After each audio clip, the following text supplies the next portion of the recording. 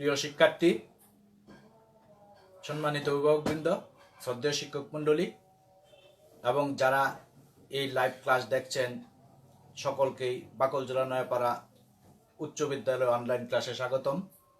আমি সুমন্ত কুমার চক্রবর্তী, সহকারী শিক্ষক গণিত, বাকলজোড়া নয়াপাড়া উচ্চ বিদ্যালয়, দুর্গাপুর, নেত্রকোনা। আমার পক্ষ থেকে সকলকে জানাই আন্তরিক প্রীতি ও শুভেচ্ছা। সুপ্রিয় শিক্ষার্থী, আশা করি তোমরা ভালোই আছো, নিরাপদেই আছো, বাড়িতেই আছো। আজ আমি অষ্টম শ্রেণীর গণিত অধ্যায় ৮ অনুশীলনী ৮-এর কিছু গুরুত্বপূর্ণ বিষয় নিয়ে তোমাদের সামনে হাজির হয়েছি। তোমরা তোমাদের বই, খাতা, কলম সাথে নিয়ে নাও।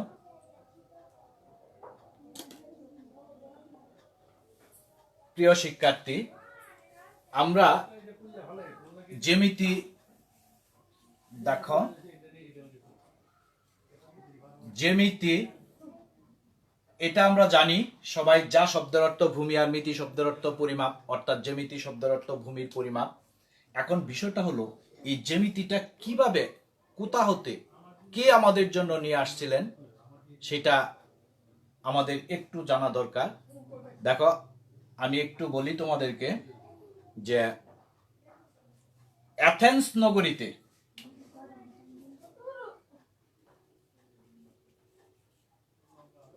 এই অ্যাথেন্স নগরীতে থেলিস নামে একজন ব্যক্তি বাস করত। অ্যাথেন্স নগরীতে থেলিস নামে একজন ব্যক্তি বাস করত। ওই থেলিস কি করছিল? এই নগরীতে একটা স্কুল তৈরি করছিল। তবে এই স্কুলের বিশেষত্ব ছিল এরকম যে ওই স্কুল সংশ্লিষ্ট শিক্ষক এবং শিক্ষার্থী ছাড়া ওই স্কুলে আর কেউ প্রবেশ করতে পারত না।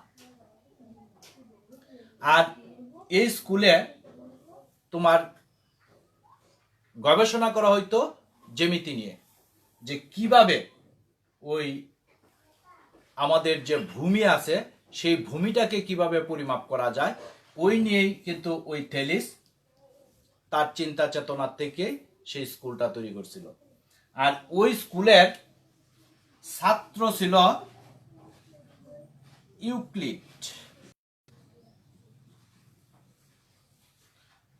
তবে যেহেতু এই স্কুলটা ছিল একটা গোপনীয় স্কুল, কাউকে প্রবেশ ছিল না, তখনকার সময় ওই দেশের যিনি রাষ্ট্রপ্রধান ছিলেন তিনি চিন্তা করলেন ওই থেলিস সেখানে কি করতেছে, যে রাষ্ট্র বিরোধী কোনো কাজ করছে, তার বিরুদ্ধে একটা রাষ্ট্রদ্রোহিতার মামলা এনে তাকে মৃত্যুদণ্ডে দণ্ডিত করেছে। ওই তারই উত্তরসূরি ছাত্র তখন ওই উপলব্ধ তথ্য থেকেই কিন্তু জ্যামিতি আবিষ্কার করেন। আর এই কারণেই এই ইউক্লিডকে বলা হয় জ্যামিতি।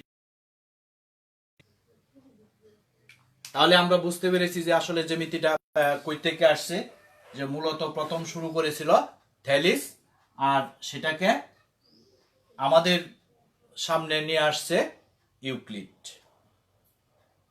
প্রিয় শিক্ষার্থী, আর এটা কেন আমাদের নিয়ে আসছিল? ভূমি পরিমাপ করার জন্য। এবারে দেখো, যে বিষয়গুলি আমরা বিভ্রান্তিতে পড়ি অনেক শিক্ষার্থী, আমি লক্ষ্য করেছি, যেটা হলো রেখাংশ, রশ্মি এবং রেখা।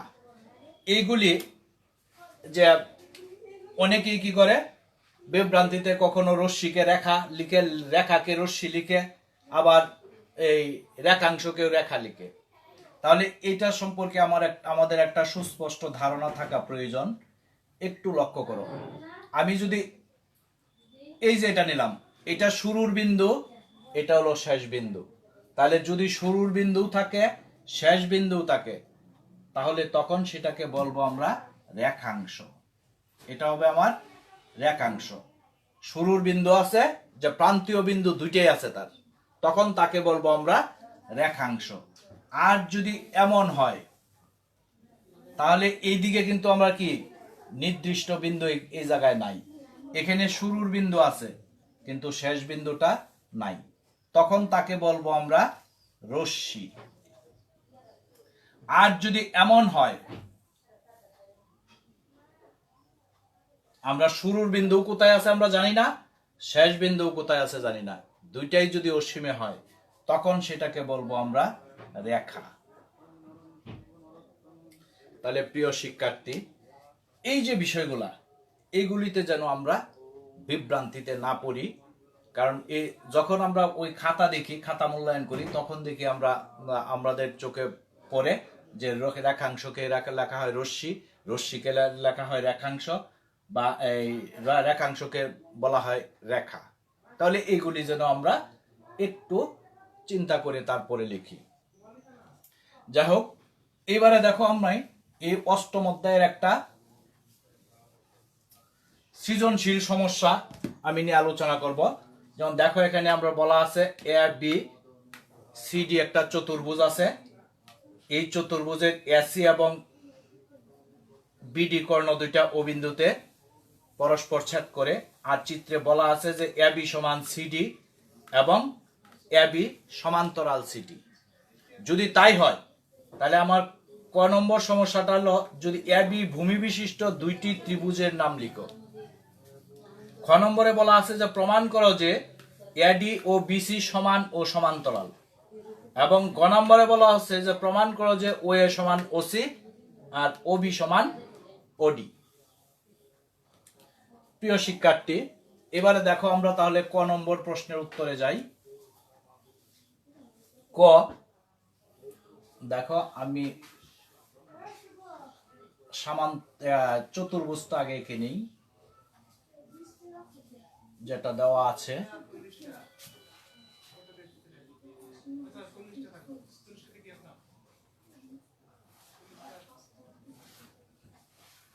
এই আমি নিলাম এ বি সি ডি একটা চতুর্ভুজ। এই এসি এবং বিডি পরস্পর ও বিন্দুতে ছেদ করে। তাহলে এবারে তার ভূমি হলো এবি। তাহলে আমরা যদি লিখি যে চিত্রে এবি ভূমি বিশিষ্ট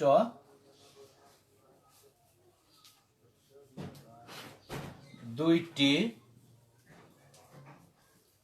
ত্রিভুজ যথাক্রমে ত্রিভুজ এ বি সি, এই ত্রিভুজটা আমরা নিলাম, তার ভূমি হলো এ। আরেকটা আমরা নিতে পারি এ বি ডি, এবং ত্রিভুজ এ বি ডি। তাহলে প্রিয় শিক্ষার্থী, এই ত্রিভুজ এ বি সি এবং ত্রিভুজ এ বি ডি, এই দুইটা ত্রিভুজেরই ভূমি কি এ বি। তাহলে আমরা ওই চিত্র থেকে এই এ বি ভূমি বিশিষ্ট দুইটি ত্রিভুজের নাম আমরা লিখতে পেরেছি। এই ছিল আমার ক নম্বর সমস্যার সমাধান। এবারে দেখো আমি যাব খ। যে ক্ষয়তে বলা আছে আমার যে প্রমাণ করো যে এডি ও বিসি সমান ও সমান্তরাল। প্রিয় শিক্ষার্থী, দেখো আমি চিত্র এটাই রেখে দেই, আমি এটুকু মুছে দেই।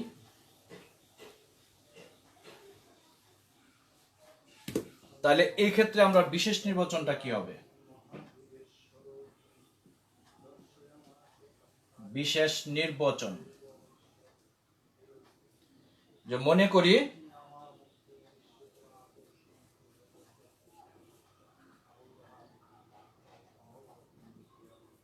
এ বি সি ডি চতুর্ভুজে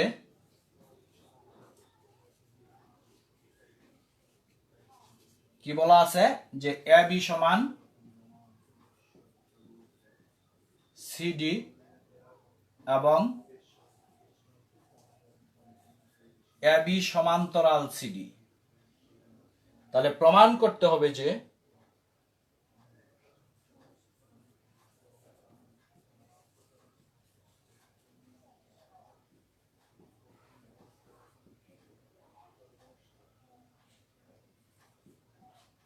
এডি সমান বিসি এবং এডি সমান্তরাল বিসি। প্রিয় শিক্ষার্থী, এটা আমার কি ছিল, চিত্রে বলা আছে, আমার এটা প্রমাণ করতে হবে যে এডি সমান বিসি এবং এডি সমান্তরাল বিসি। এবারে দেখো আমরা কিভাবে সহজেই প্রমাণটা আমরা করতে পারি। দেখো প্রমাণ। প্রিয় শিক্ষার্থী, এখানে আমরা এই একটা ত্রিভুজ, দেখো ত্রিভুজ এবিসি, যেহেতু আমরা এইটা আর এটা সমান এবং সমান্তরাল বলা আছে, তাহলে আমরা এই ত্রিভুজটা আর এই ত্রিভুজটার ভিতরে আমার কি মিল আছে এটা একটু দেখি। যে ত্রিভুজ এবিসি ও ত্রিভুজ এসিডিএ, এখান থেকে দেখো আমরা জানি যে এবি সমান সিটি, এটা কি আমার দেওয়া আছে যথার্থতা এগুলা। আচ্ছা, এটা আমরা পেয়ে গেলাম, এই বাহুটা সমান বলা আছে। আর কি মিল আছে, এই এসিটা কি দুইটা ত্রিভুজের ভিতরে আছে, তাহলে এই এসি সমান এসি, এটা কি সাধারণ বাহু।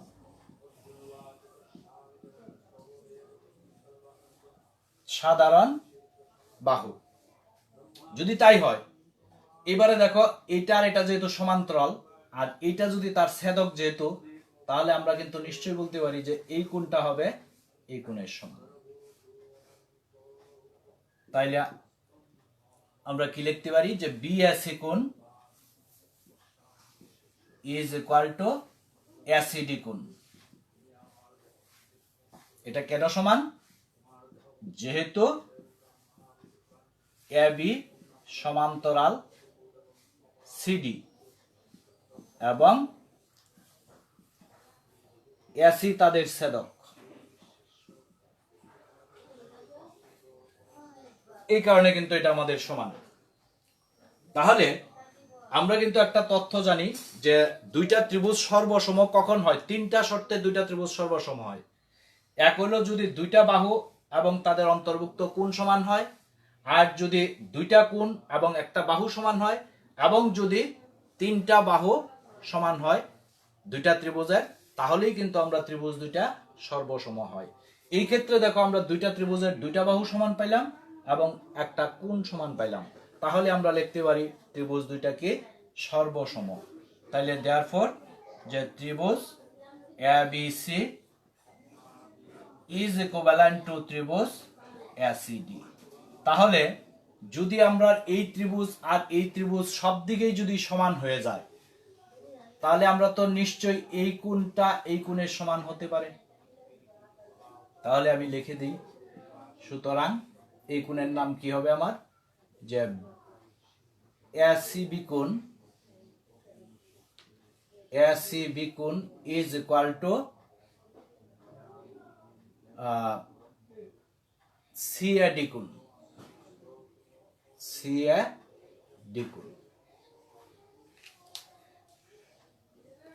প্রিয় শিক্ষার্থী, দেখো আমি একটু মুছে দিই।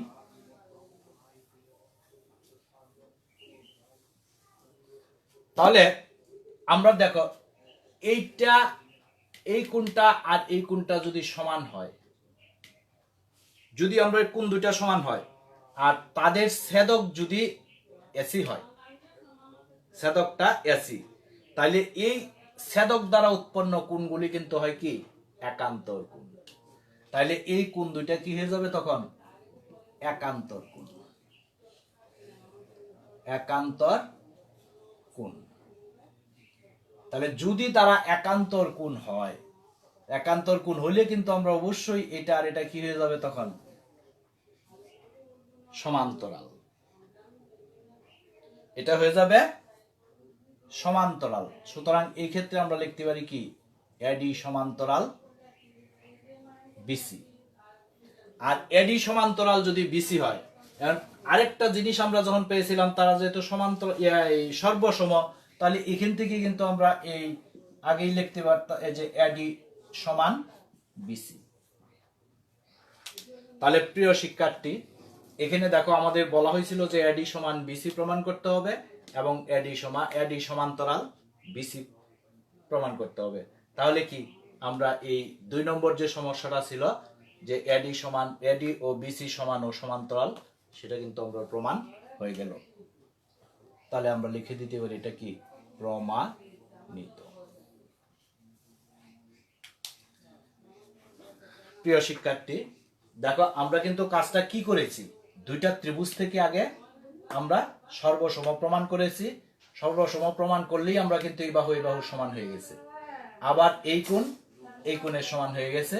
যেহেতু কোণ দুইটা হয়ে যাবে তখন একান্তর, কারণ এটা হলো ছেদক আর এই কোণ দুইটা যদি সমান হয় তাহলে এটা কি একান্তর কোণ হয়ে গেলেই সেটা কি হবে, সমান্তরাল। তা আমার মনে হয় খুব বেশি একটা কঠিন না, তোমরা একটু চেষ্টা করলে সেটা করতে পারবা। এবারে দেখো আমরা যাই গ নম্বরে। গয়াতে আরেকটা সমস্যা, প্রমাণ করো যে ও এ সমান ওসি আর ও বি সমান ওডি। এটা আমরা কিভাবে প্রমাণ করতে পারি সহজে দেখো, চিত্র আমি একটাই লিখে দিলাম, চিত্র তো আমার এটাই। এবারে দেখো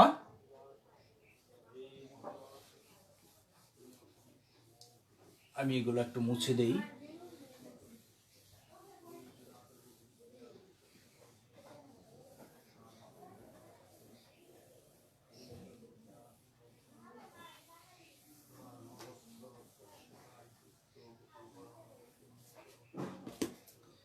প্রিয় শিক্ষার্থী, এবারে দেখো এটার জন্য আমরা বিশেষ নির্বাচনটা কি হবে।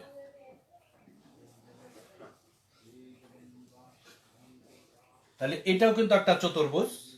এই চতুর্ভুজের যে বলা আছে এই দুইটা কর্ণ পরস্পর বিন্দুতে ছেদ করে, তা আমরা লিখি যে মনে করি এবিসিডি চতুর্ভুজের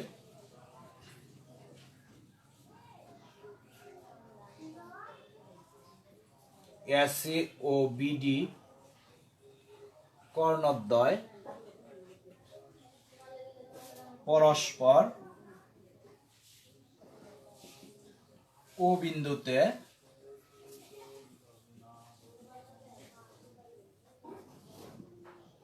ছেদ করে। তাহলে যদি সেটা অবিন্দুতে ছেদ করে তাহলে প্রমাণ করতে হবে যে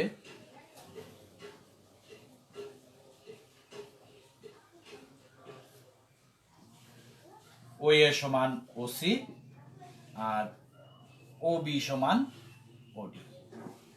তাহলে আমরা কি বিশেষ নির্বাচনটা নিশ্চয় বুঝতে পেরেছি, দুইটা কর্ণ পরস্পর বিন্দুতে ছেদ করে, তাহলে প্রমাণ করতে হবে যে ও এ সমান ওসি আর ও বি সমান ওডি। এবারে দেখো আমরা কিভাবে প্রমাণটা করতে পারি।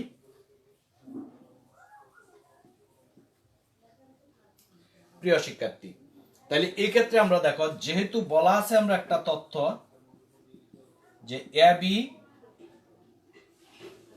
সমান্তরাল সিডি, এটা দেওয়া আছে এ বি সমান্তরাল সিডি। আর কি বলা আছে, এসি ও বিডি তাদের ছেদক।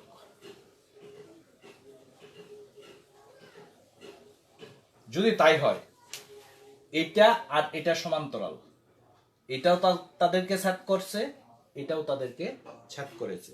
তাহলে যদি তাই হয় এই ক্ষেত্রে আমরা দেখো লিখতে পারি যদি এই কোণ সমান হবে এই কোণ, আর কি হবে এই কোণ সমান হয়ে যাবে এই কোণ।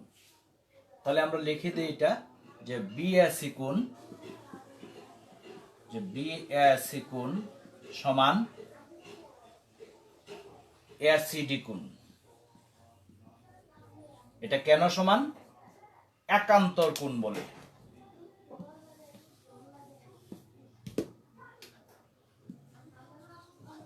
একান্তর কোণ বলে।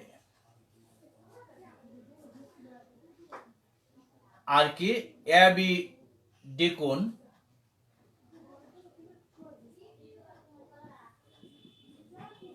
ABD কোণ ইজ ইকুয়াল টু BDC কোণ। BDC কোণ এটাও কিন্তু আমরা কি একই কারণে সেটা সমান। প্রিয় শিক্ষার্থী, তাহলে আমরা যেহেতু এটা সমান্তরাল, এই দুইটা ছেদক, তাহলে এখান থেকে আমরা এই দুইটা কোণ কি সমান পেয়ে গেলাম। এইবারে দেখো, তাহলে আমরা এই ত্রিভুজটা আর এই ত্রিভুজটার ভিতরে এখন আমার কি মিল আছে, আমি একটু মুছে দিই।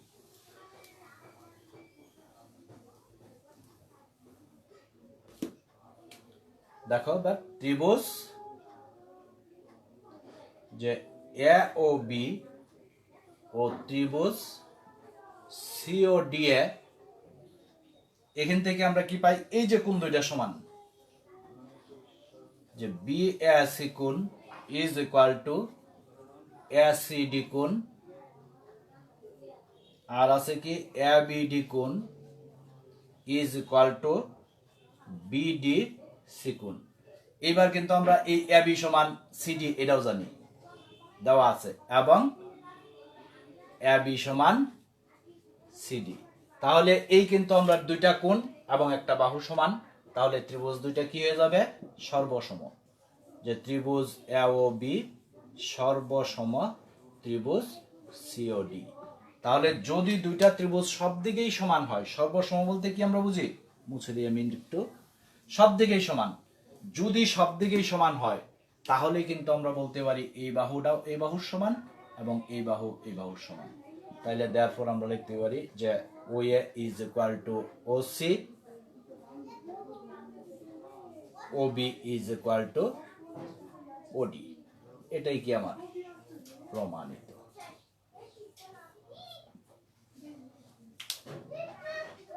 প্রিয় শিক্ষার্থী, আমার মনে হয় না সেগুলি খুব বেশি একটা কঠিন, তোমরা একটু চেষ্টা করলেই কাজগুলো তোমরা সহজেই করতে পারবা। তোমরা ঘরেই থাকো, নিরাপদে থাকো, নিয়মিত অনলাইন ক্লাস করো, আমরাও চেষ্টা করব তোমাদের সেই ক্লাসগুলো কন্টিনিউ করার জন্য। ভালো থাকো, সুস্থ থাকো, এই আশাবাদ ব্যক্ত করি আমি আমার লাইভ ক্লাস আজ এখানেই শেষ করছি। ধন্যবাদ সকল।